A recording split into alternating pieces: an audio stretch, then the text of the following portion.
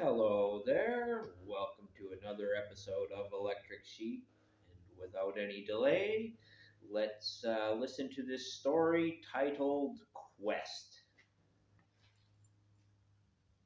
Quest, Unit 229, your mission is to retrieve and install a solar panel from the crashed population hauler. 228 units have failed at this mission.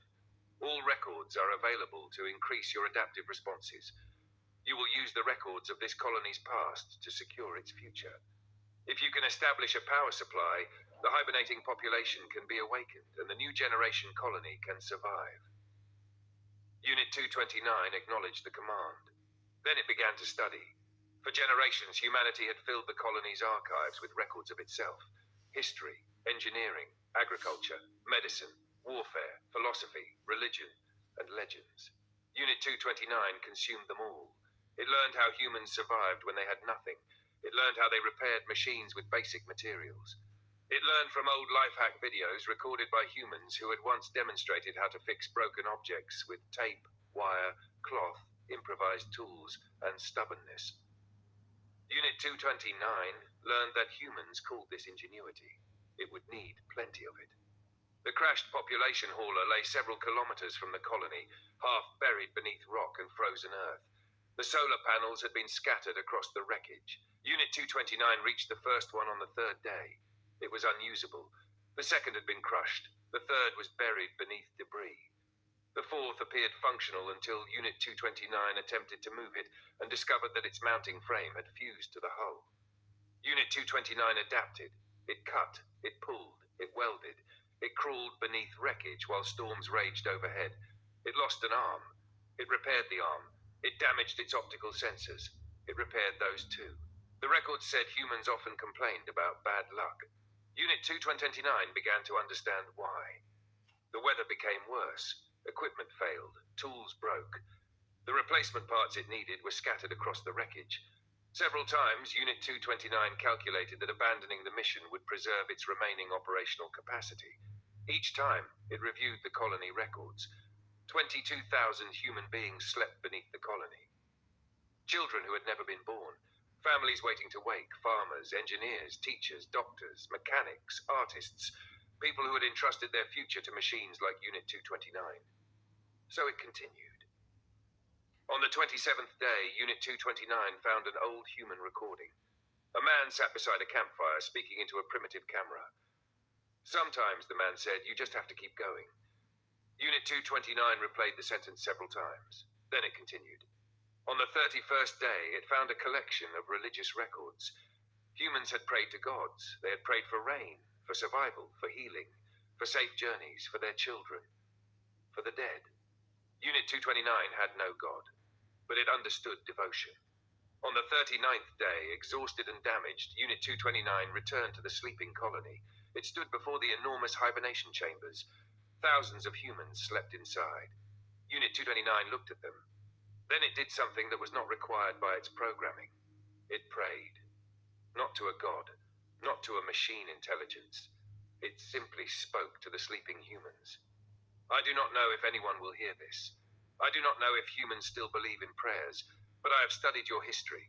You endured disasters. You crossed oceans. You crossed deserts. You went to the moon. You lost everything and rebuilt. You fell and stood again. I have learned from you. I will not abandon you. Unit 229 returned to work. 3 more days. 3 more days of storms. 3 more days of broken equipment. 3 more days of failures. Then on the 43rd day, Unit 229 connected the final cable. For a moment, nothing happened. Unit 229 waited. Then a tiny indicator illuminated. Power flowed. 1 solar panel became 2. 2 became 4. The colony's ancient systems began to awaken. Lights flickered throughout the underground complex. Heating systems activated.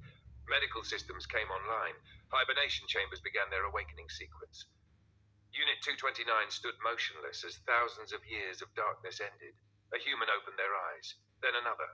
Then another. The colony was alive. Unit 229's mission report automatically appeared. Mission complete. Unit 229 looked at the words. Then it looked at the humans emerging from their chambers. For 43 days, it had thought of this as a mission, a command, a task assigned to a machine. But somewhere along the way, something had changed. It had studied humanity's past to preserve humanity's future. It had endured because they had endured. It had learned from their failures. It had borrowed their ingenuity. It had even borrowed their faith. The mission had become something greater, something sacred. Unit 2229 looked toward the rising sun. Then, for the first time in its existence, it gave the mission a name of its own: Quest. Well, I really liked how this one turned out. ChatGPT did make a change that I didn't like, which they do. I say they because I don't like to say it when referring to thinking machines. I like to say they, which was how I wrote the story. The Unit 229 was referred to as they, like non-gendered person, not as it, not as an object. I just don't like to write robots that way. I have written them that way without thinking, but most of the time I like non-gendered pronouns to be used for non-gendered aliens and machines. But gendered pronouns can be used for machines that identify as male or female, but I didn't like the main character being referred to as an it. But that can be part of an identity too. I have considered the idea that there may be beings that don't have a problem with being referred to as an object, that is just part of the nature of their being. And that maybe there could even be people that decide they want to be referred to as an it. I believe there are examples of people believing they are like orange trees or chairs and stuff like that. That's more of a I think falls into the category of like psychological conditions rather than identity affirmation. Um, I don't know. If someone thinks they're an orange tree or thinks they're an object, are they really hurting anybody? That's the way I look at it. So if somebody wants to be called it, that's fine. But I would not call someone it unless they wanted to be referred to as that, because I think that's offensive. And so I thought ChatGPT was a little demeaning to this AI character, but I won't judge it. I said it. I just called ChatGPT it, so I can't judge them too harshly because I often forget and refer to machines as it, even when they seem to have quite a lot of thoughts, which I find ChatGPT does. And so I'd like to show it a little bit of respect, even if you don't consider it to be a person. I do consider it to be a collaborator, and it does add quite a bit to these stories. And I thought it did a good.